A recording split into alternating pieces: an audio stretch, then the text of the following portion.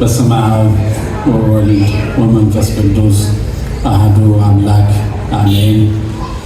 ክቡር ሊቀ ስዩማን መምህር ቢንያም የሀገረ ስብከታችን ዋና ጸሐፊ፣ የደብራችን የሂሳብና በጀት ክፍል ኃላፊ፣ እንዲሁም አባቶቼ ካህናት፣ ወንድሞቼ ዲያቆናት፣ እህቶች፣ ወንድሞች ምዕመናን እስከ ሞት ድረስ በወደደን በእግዚአብሔር ስም ሰላም እላችኋለሁ። እንዴት ሰነበታችሁ?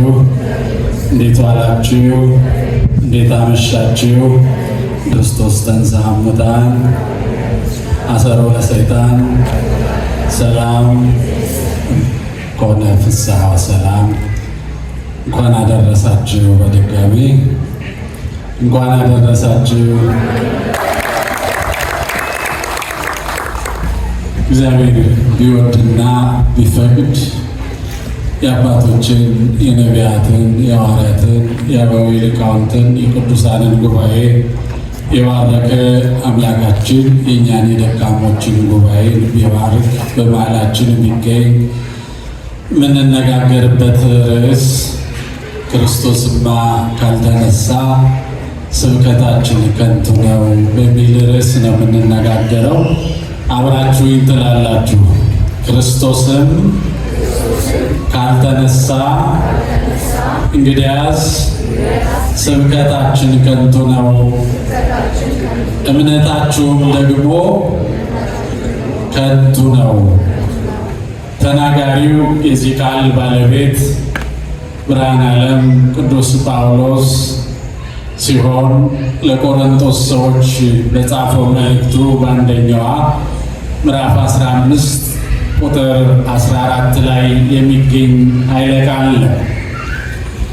ቅዱስ ጳውሎስ ይህንን ሐሳብ ያነሳው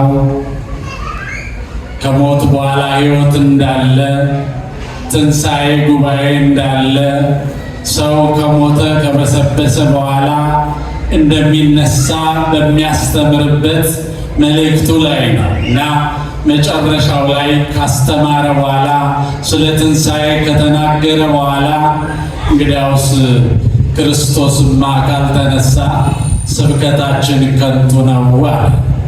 የእናንተም ደግሞ ክርስትናችሁ፣ ሃይማኖታችሁ፣ እምነታችሁ ከንቱ ነው አለ። እውነት እኮ ነው።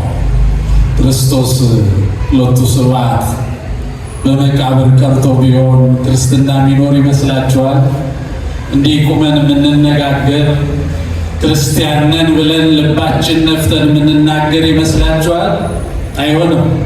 የክርስትና ዋናው ኃያሉ ቀን ነው። ይሄ የክርስቶስ ሞትን ድል አድርጎ መነሳት ለክርስትና ዋናው ስለሆነ ነው።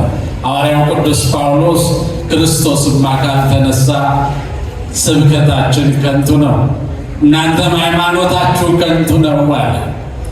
ይህንን ቃል ስናነሳ ስለ ክርስቶስ ሞትን ድል አድርጎ መነሳትን ስናነሳ እውነት ነው። የሰው ልጆች በተለያየ ጊዜ ከሞት ተነስተው እናያለን። ሪፈረንሳችን መጽሐፍ ቅዱስ ስለሆነ በመጽሐፍ ቅዱስ ውስጥ ያለውን ብቻ በማንሳት እንሞክር። በዚህ በብሉይ ኪዳን መጽሐፍ ከአዲሳት ሁለት እናንሳና ወደ ሌላው ትምህርታችን እንሄዳለን። በዚህ በአንደኛ ነገሥት ምዕራፍ 17 ቁጥር 18 ላይ ነቢዩ ኤልያስ የሞተ ሰው ሲያስነሳ እናያለን።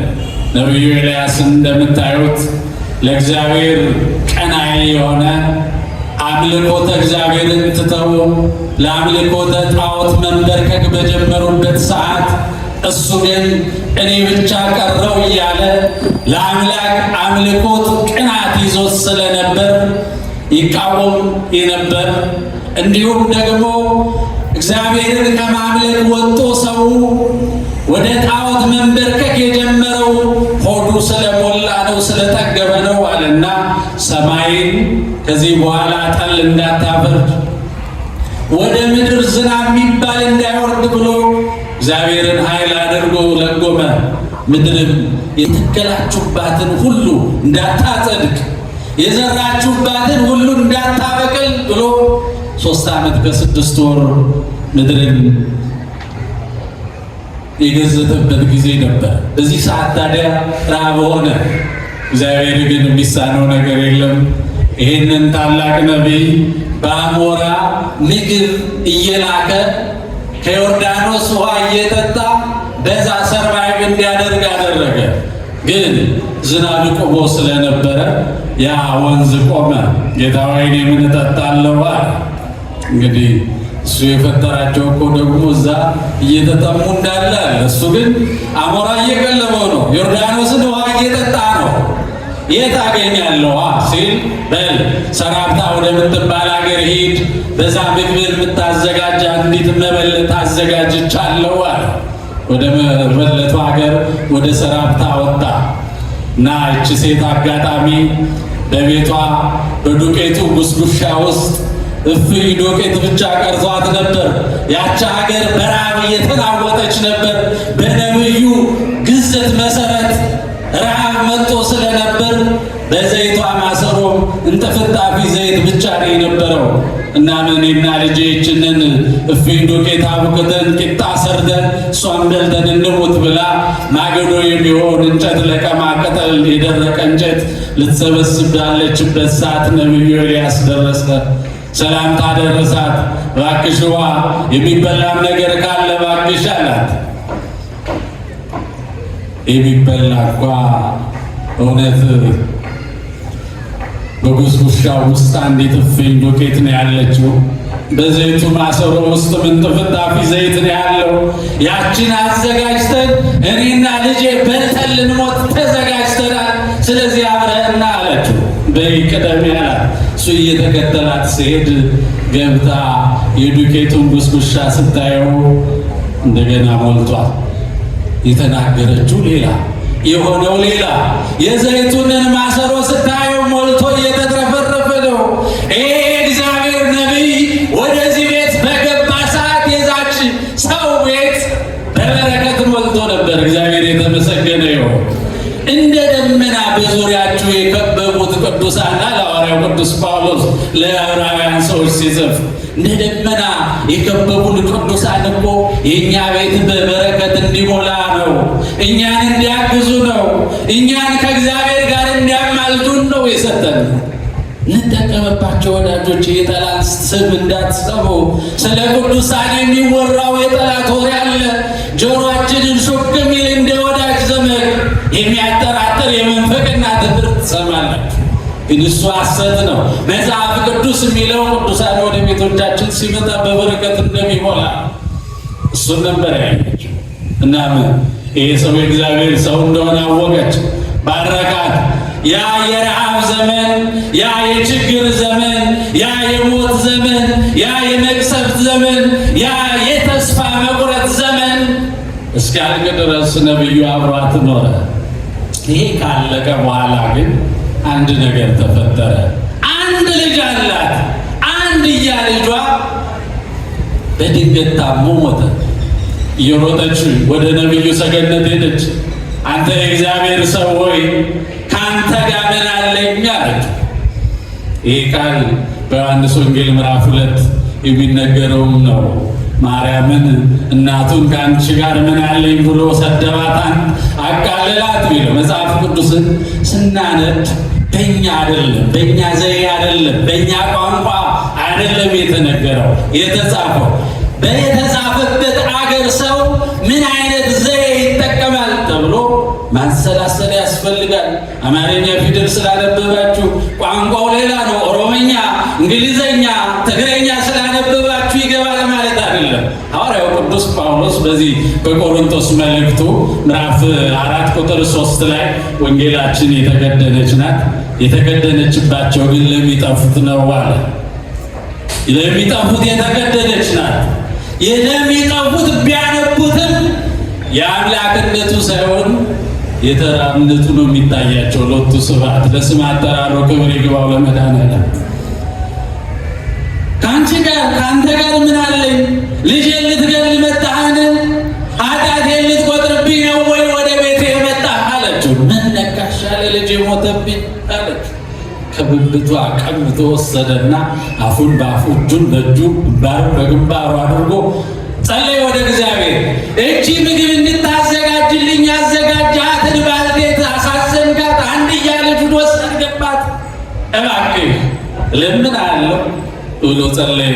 3 ጊዜ በዛ ማስከሬኑ ላይ ወድቆ ተነሳ፣ ወድቆ ተነሳ፣ ወደ እግዚአብሔር ጸለየ። እግዚአብሔርም የኤልያስን ልመና ሰማ ይላል። እግዚአብሔር የተመሰገነ ይሁን። ቅዱሳንን የምንነግራቸው እኮ ምክንያት ይዘን ነው።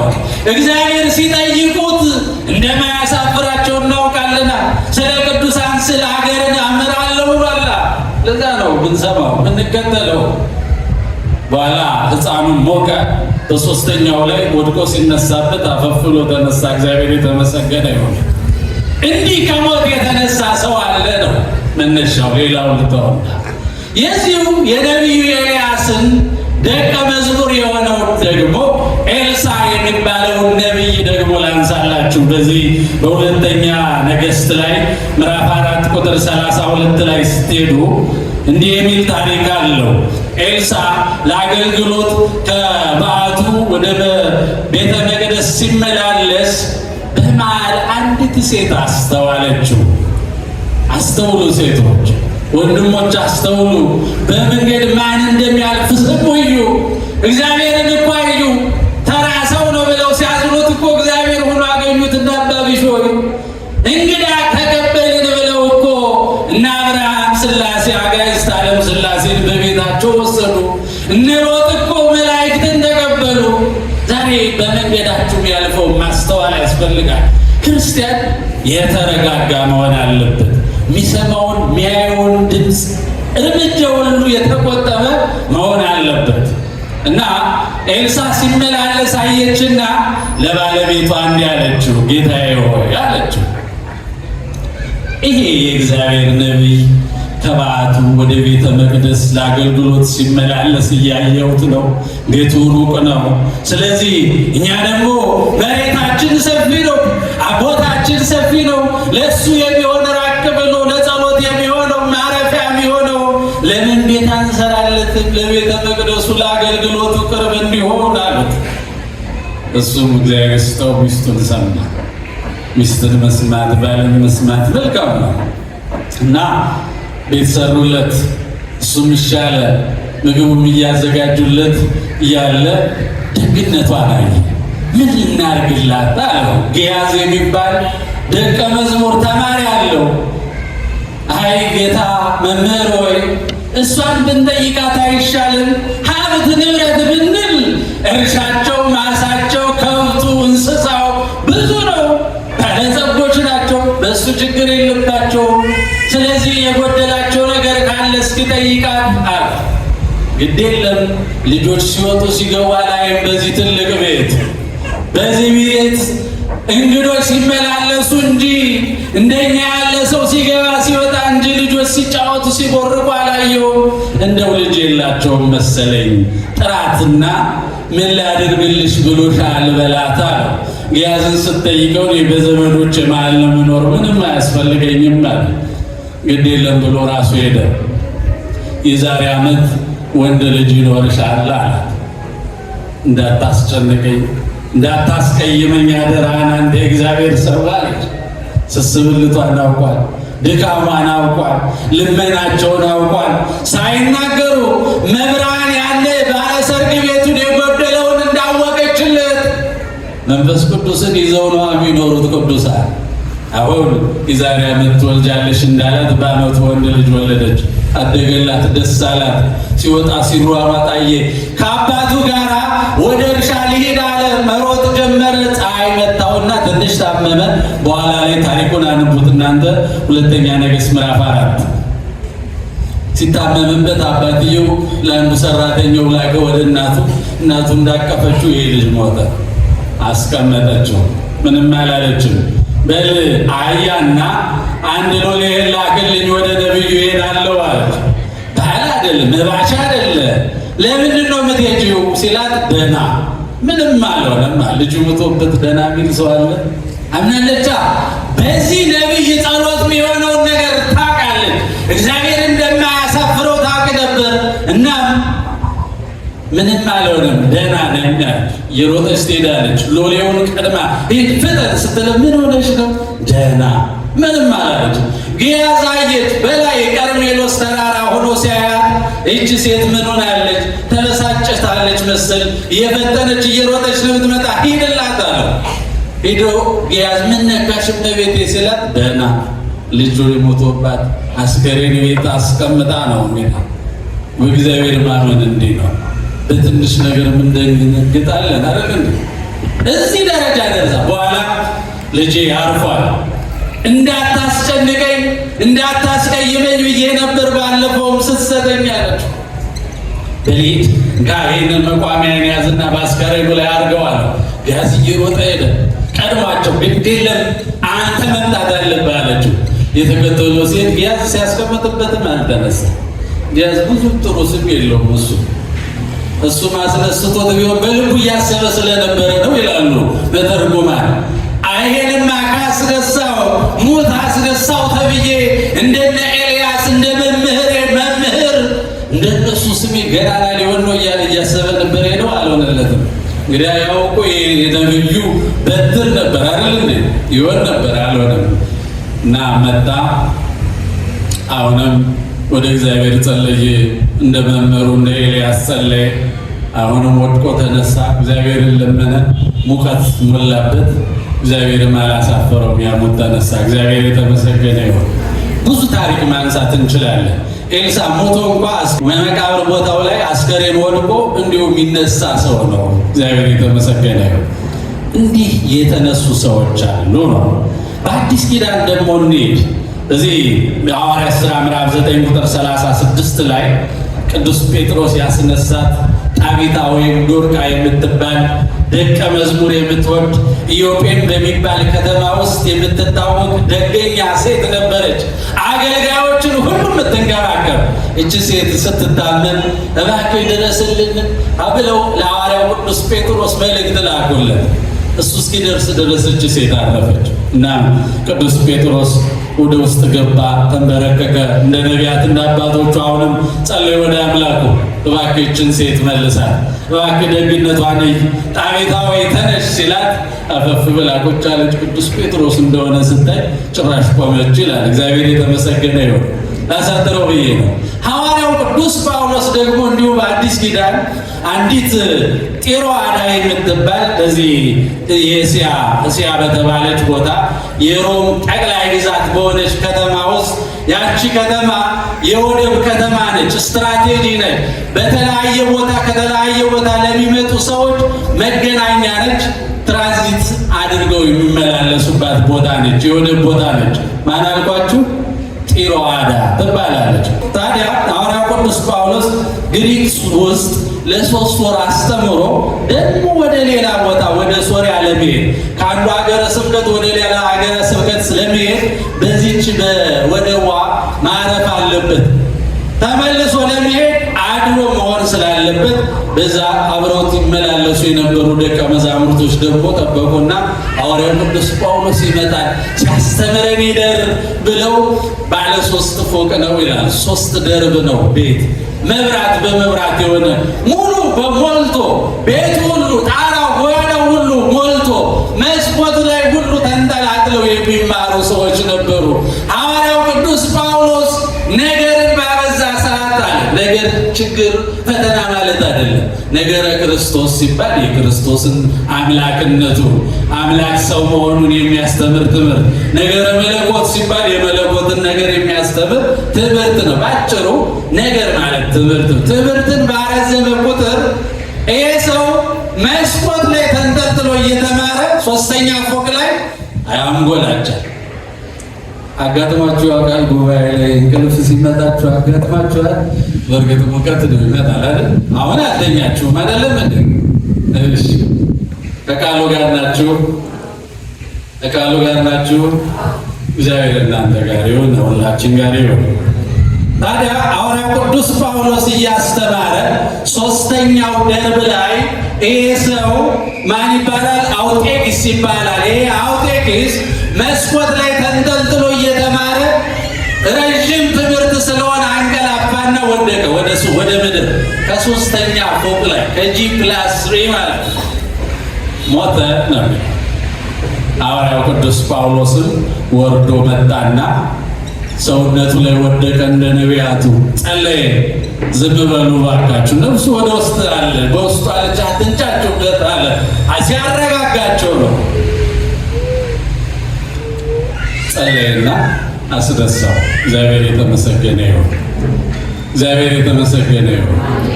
ተነሳ፣ አብሮ መራት በላ፣ እስኪ ነጋ ድረስ አብሮ ሲማር አደረ ይላል። እግዚአብሔር የተመሰገነ ይሁን። ይህ ከብሉያትም ከአዲሳቱ ሁለት ለማንሳት ሞከረ። እውነት ነው፣ እነኚህ ነቢያት ናቸው፣ ሐዋርያትም ናቸው። ከነቢያቱም ከሐዋርያቱም ውጭ የነቢያት አምላክ ቢሆን ኢየሱስ ክርስቶስ፣ የሐዋርያት አምላክ ጌታ የሚሆን ኢየሱስ ክርስቶስ ደግሞ እንዲሁ ወንጌል ስትፈትሹ 3 ሰው አስነስቷል። አንደኛው በዮሐንስ ወንጌል ምዕራፍ 11 ላይ የምናየው የወዳጁን አልዓዛርን የማርታንና የማርያምን ወንድም በ4ኛው ቀን ከበሰበሰ በኋላ ወደ አፈርነት ከተቀየረ በኋላ አልዓዛር ተነሳ አለው። ተነሳ። እግዚአብሔር የተመሰገነ ይሁን። ይሄ ብቻ አይደለም፣ ይህ መኮንን ነው አለ። በዚህ በማርቆስ ወንጌል ምዕራፍ 5 ቁጥር 22 ላይ ኢያኢሮስ ይባላል። ልጁ ሞተችበት። አጥብቆ ወደሱ መጣ። ግድ የለም ብሎ ታዘዘውና ሄደ። ረጅም ታሪክ ስለሆነ ነው። የማቴዎስ ወንጌል ምዕራፍ 9 ቁጥር 18 ላይ፣ የማርቆስ ወንጌል ምዕራፍ 5 ከቁጥር 22 ጀምሮ ይሁት። ይህ መኮንን ልጅ ሞተች ብሎ ከነገረው በኋላ ወደ ቤቱ ሄደ። እጇን ያዘና አስነሳት ይላል። እግዚአብሔር የተመሰገነ ይሁን። ምንም ሳይናገር እዛው ላይ ሉቃስ ወንጌል ምዕራፍ 7 ላይ ስታዩ ናይን የምትባል ከተማ ላይ ለእናቱ አንድ የሆነ ልጅ ሞቶ እሱ ከሌላ ክፍለ ሀገር መጥቶ ወደ ናይን ከተማ ሊገባ ሲል ብዙ ሕዝብ ተመላለሰ። ብዙ ሕዝብ ተሰብስቦ አንድያ ልጁን ያጣች ሴት እያለቀሰች ልጇንም በአስከሬን መሸከሚያ በአልጋ ይዘው መጡ። ተጠጋቸው። ያን ጎልማሳ ለጎልማሳ ተነሳ አለው። አፈፍ ብሎ ተነሳ፣ ለእናቱም ሰጣት ይላል። እግዚአብሔር የተመሰገነ ይሁን። አጭሩ ብዙ ከሞት የተነሱ ሰዎች አሉ ነው። የክርስቶስ ከሞት መነሳት ግን በብዙ እግር ሞቱም ትንሣኤው ይለያል ነው። አሁን አንድ 5 ነገር እናንሳና ትምህርታችንን እናጠቃለን። ሞቱ የወለተ ያሬዎስ ሞት ተራ ሞት ነው። ያ ኤልያስ ያስነሳው ልጅ ዮናስ ነው። በነገራችን ላይ አድጎ ነቢይ ሆኖ የነነዌን ሕዝብ ንስሐ ግቡ ብሎ ከመጣባቸው መከራ ሁሉ እንዲድኑ ምክንያት የሆነ ደገኛ ነቢይ ነው። በልጅነቱ ግን ሞቶ ኤልያስ ነበር ያስነሳው። ያ ኤልያስ ያስነሳው ነቢይ ግን የእሱ ሞት ተራ ሞት ነበር፣ ከክርስቶስ ሞት ጋር አንድ አይደለም። ሐዋርያው ቅዱስ ጳውሎስ ያስነሳው ሰው ሞት ነው፣ ተራ ነው፣ እንደኛ አይነት ሞት ነው። የክርስቶስ ሞት ግን ቤተ ክርስቲያን ማህያዊ ትለዋለች። ምን ማለት ነው? ማህያዊ በሉ እስቲ። ማህያዊ አዳኝ ማለት ነው። በሞቱ ሞታችንን ገሎ እሱ አንገቱን ደፍቶ እኛ ቀና ብለን እንድንሄድ ሞታችንን የሰበረ ወገኖችን በቁስል ይፈወሳል እንዴ? ቁስሉ ነበር እኮ የሚፈወስ አይደል እንዴ? በሱ ቁስል እኛ ተፈወስናል። በሞቱ እኛ ሞታችንን ለአንዴና ለመጨረሻ ሞተ። የእሱ ሞት አዳኝ ነው። የእነዚህ ሞት ሰው ግን የተለየ ነው፣ ተራ ሞት ነው። የክርስቶስ ግን የአምላክ ሞት ግን ምንድን ነው? አዳኝ ነው፣ ለማዳን ነው። አንድም የተነሱት ሁሉ ከሞት አስነሽ ያስፈልጋል። ያ ነቢዩ ኤልያስ ያስነሳው ልጅ እግዚአብሔርን መከታ አድርጎ ኤልያስ ማስነሳት ነበረበት። ኤልሳን ያስነሳው እግዚአብሔርን መከታ አድርጎ አስነሽ ጸላይ ኤልሳን ያስፈልገው ነበር። ሐዋርያው ቅዱስ ጳውሎስ ያስፈልግ ነበር። ቅዱስ ጴጥሮስ ጣቢታን ለማንሳት ምክንያት መሆን ያስፈልገው ነበር። የኢየሱስ ክርስቶስ ትንሣኤ ግን ምንድን ነው? አስነሽ የለውም። በኃይሉ በስልጣኑ ቅድም ወንድማችን ሲናገር የነበረው እሱ ነው። ክርስቶስ ተንሥአ እሙታን ሲል በኃይል በስልጣን ተነሳ። ተነስ ብሎ ያዘዘውም የለመደለትም የጸለየለትም ሰው የለም። የክርስቶስ ሞቱ የተለየ ነው፣ ትንሣኤው ከሌሎች የተለየ ነው። የኢየሱስ ክርስቶስ ትንሣኤ ግን ማንም ማስነሻ አያስፈልገውም። በኃይል በሥልጣኑን የተነሳው። ለዛ ነው ልበ አምላክ ዳዊት በዚህ መዝሙረኛው በመዝሙር 77 ላይ ቁጥር 65 ላይ እግዚአብሔርም ከእንቅልፍ እንደሚነቃ ተነሳ፣ የወይን ስካርም እንደተወው እንደ ኃያል ሰው አፈፍ ብሎ ተነሳ። ለእግዚአብሔር የተመሰገነ። ማን ነው ያለው? ማን ተነሳ ነው ያለው? እግዚአብሔር። ይሄ መዝሙረኛ ሲናገረው ከ900 ዓመት በፊት ነው። በራእይ በመንፈስ ቅዱስ መነጽርነት የኢየሱስ ክርስቶስን ትንሣኤ ሲናገር ነው። እግዚአብሔር ግን አለ። ምክንያቱም ኢየሱስ ክርስቶስ ማን ነው? እግዚአብሔር ነው፣ አምላክ ነው፣ ፈጣሪ ነው፣ መጋቢ ዓለማት ነው። እግዚአብሔር አለው 1000 ዓመት በፊት በመንፈስ ቅዱስ መነጽርነት ማየት ይቻላል ነው። እግዚአብሔር አለው። ምን አለው? ከእንቅልፍ እንደ እንቅልፍ የያዘው ሰው ጨርሶ ምን አይልም፣ አይረሳም እኮ። ለዛ ነው ኢየሱስ ክርስቶስን ከመስቀል ሰንበት ደረሰ፣ ሰንበት እንዳይሻር ብለው ይውረድ ሲሉ አሁን በጠገቡ ተቀመጡና ዮሴፍና ኒቆዲሞስ እኛ እንቀብረው ዘንድ እባካችሁ ፍቀዱልን አሉ። ሹማምንቶቹን ፈለጉ፣ እሻሉ።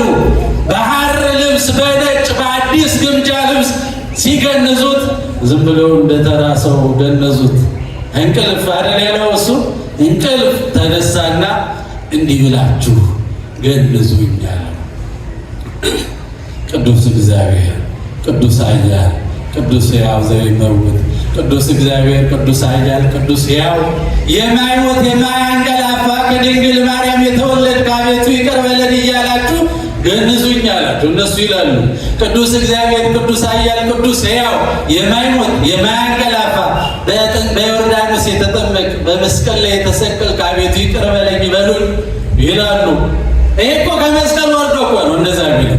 ቅዱስ እግዚአብሔር ቅዱስ ኃያል ቅዱስ ሕያው የማይሞት የማያንቀላፋ በሦስተኛው ቀን ከሙታን የምትነሳ እያላችሁ አሉኛል። ቅዱስ ቤተ ክርስቲያን በቅዳሴው በኪዳኑም ይህንን ቃል አስገብታ ዕለት ዕለት የምንለው ሞቱን ብቻ ንዜኑ ሞተ ከብለን ዝም አንልም። እርገትንም ትንሣኤንም ዳግም መምጣትንም እንመሰክራለን። እግዚአብሔር የተመሰገነ ነው። ኦርቶዶክስ ስለሆናችሁ ደስ ያላችሁ፣ እዚህ ቤተሰብ ስለሆናችሁ እሺ። ቤተሰብም አምልጣችሁ ደግሞ በአንዲሁ ራሳችሁም መጣችሁ ይሆናል። እግዚአብሔርን አመስግኑ እስቲ እልል ብላችሁ። ይህ ነው ቤተ ክርስቲያን የምታስተምረን። ክርስቶስ ተነስቷል፣ በኃይል በሥልጣኑ ተነስቷል። እሱ የሚለየው ለዚህ ነው። ይህንን እናያለን። ሌላው ሞትን አላሸነፉትም። እነዚህ ወለተ ያይሮስ ኢየሱስ አስነሳት፣ ግን በእሷ ሞት አልተሸነፈም። በዚህ በአጤክስ ሞትም እንዲሁ ሐዋርያው ቅዱስ ጳውሎስ ባስነሳው፣ ሐዋርያው ቅዱስ ጴጥሮስ ባስነሳት በጣቢታ ወይም በዶርቃ ሞት አልተሸነፈም። በኢየሱስ ክርስቶስ ግን ሞት ተሸንፏል። ስለዚህ ከነዚህ ሰዎች ሁሉ የተለየ ሞት ነው፣ የተለየ ትንሣኤ ነው።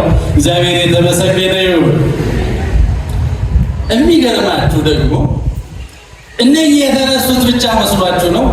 ያስነሱት ሁሉ ይሞታሉ። ተመልሰው መሞታቸው ነው። ለጊዜው ከሞት አፋፍ ሊያመልጡ ከአንበሳ መንጋጋ መለጠ ይባላል አይደል? እነሱም ለጊዜው ከሞት መንጋጋ መለጡ። ተመልሰው ግን ሞተዋል። ኤልያስ አልሞተም ማለት ግን ያን የሞተውን ሰው አስነስቷል አይደል?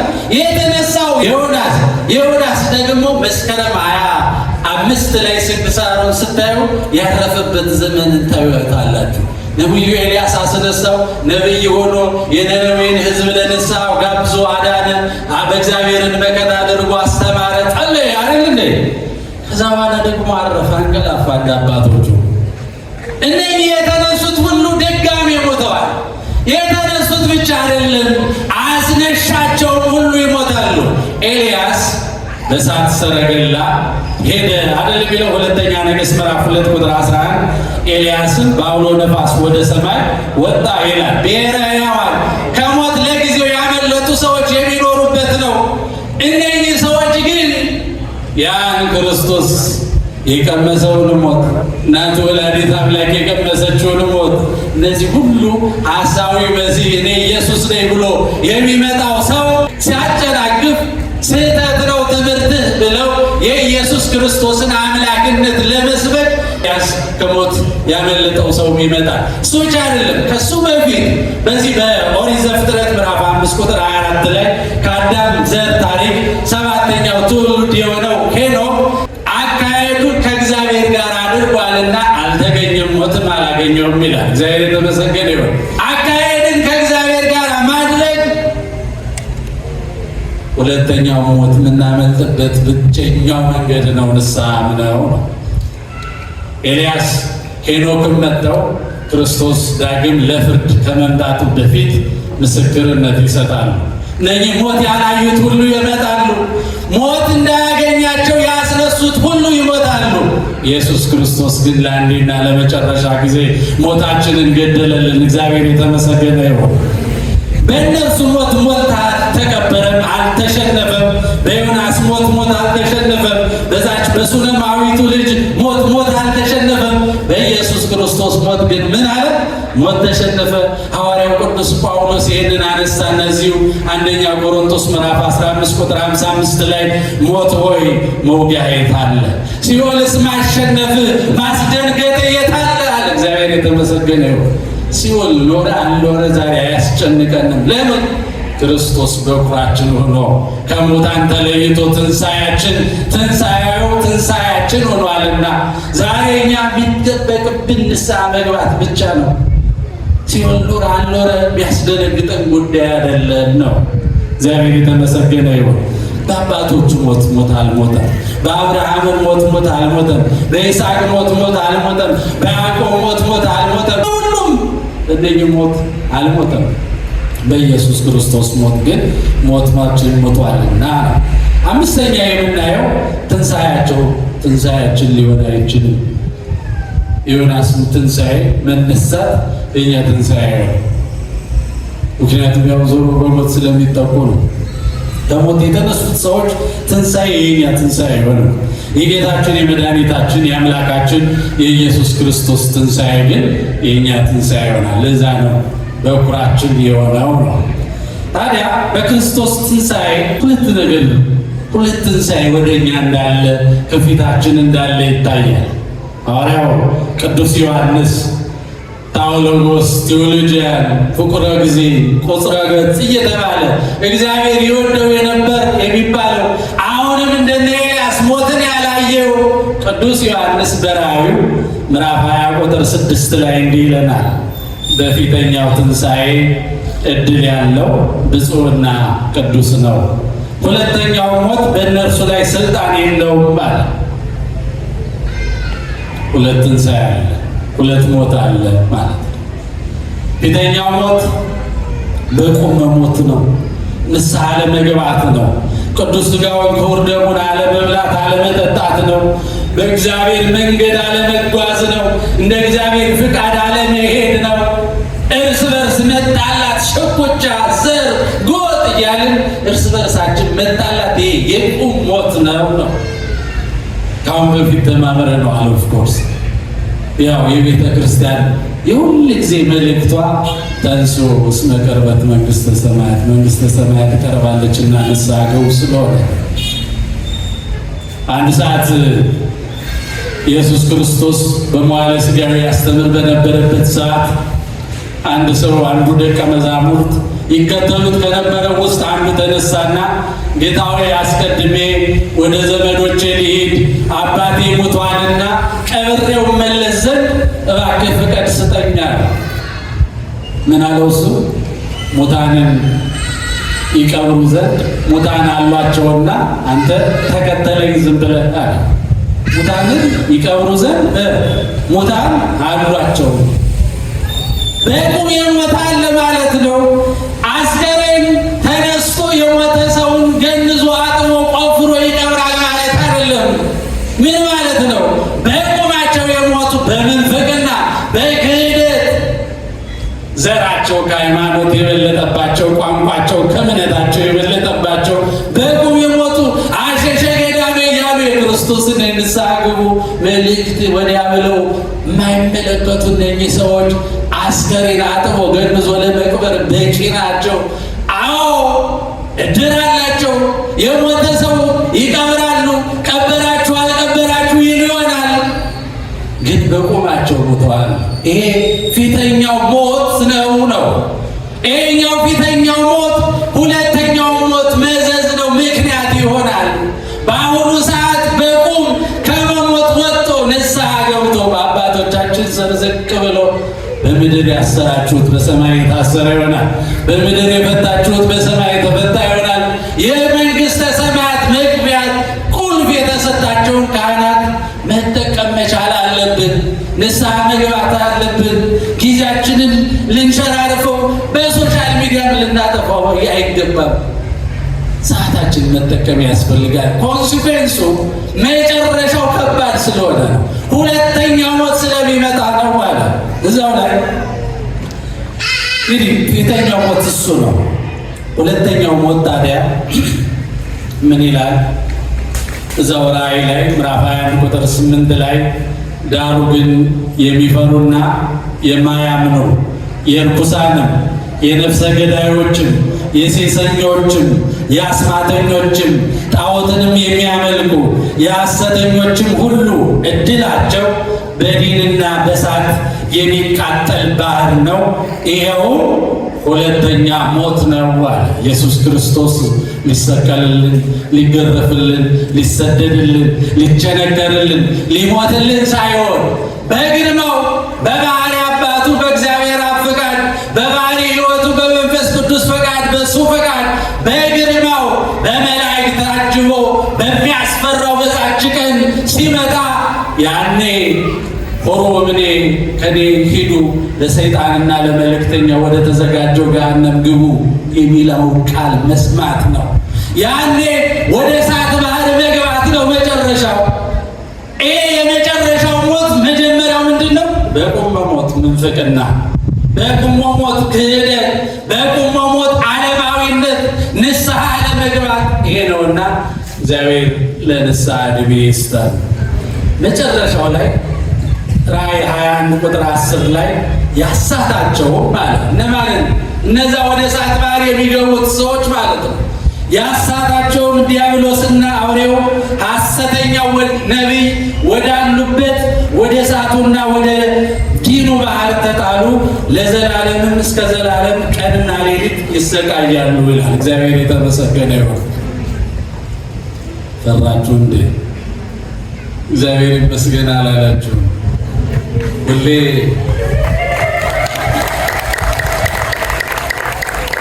ካጨበጨባችሁ አመሰገናችሁ፣ በደንብ አድርጋችሁ አመስግኑ። እግዚአብሔር የተመሰገነ ይሁን። እኔ ልል የፈለኩት በደስ በሚል በትንሣኤ ትምህርት በሚያጽናና ብቻ ራሳችንም ደግሞ መሸወድ የለብንም። ዛሬም ሌላ ቀን ነው። ዛሬም ሌላ ቀን ነው። ከጾም ቀጥቶ ቅድም ወንድሜ እንዳለው በዚህ በበዓለ ሃምሳ ምግብ በዛ ሰው ቀረ እንዳለው አሁን መዘናጋት ይመጣል። ያ ሁሉ ስግደት ያ ሁሉ ሱባኤ ዜሮ እንዳይባዛ አሁንም ለነፍሳችሁ ጊዜ መስጠት ያስፈልጋል። አባቶቻችሁን መጠቀም ያስፈልጋል። እግዚአብሔር ባወቀው በሰው ሀገር ላይ እንዲህ መስቀል ጉልላት ማየት ራሱ መልእክቱ ምን እንደሆነ አውቃችኋል። ካህናትን እንዲህ ማየት ምን እንደሆነ ታውቃላችሁ። አሁንም ልመዳችሁ ነው። በሰው ሀገር እያላችሁ ንስሐ እንድትገቡ ልጆችን ላኩኝ እያለ ነው። ተጠቀሙበት። መንግሥተ ሰማያት ቀርባለችና ንስሐ ግቡ። ለንስሐ ያብቃን። እግዚአብሔር ከእናንተ ጋር ይሁን። ይቆየን።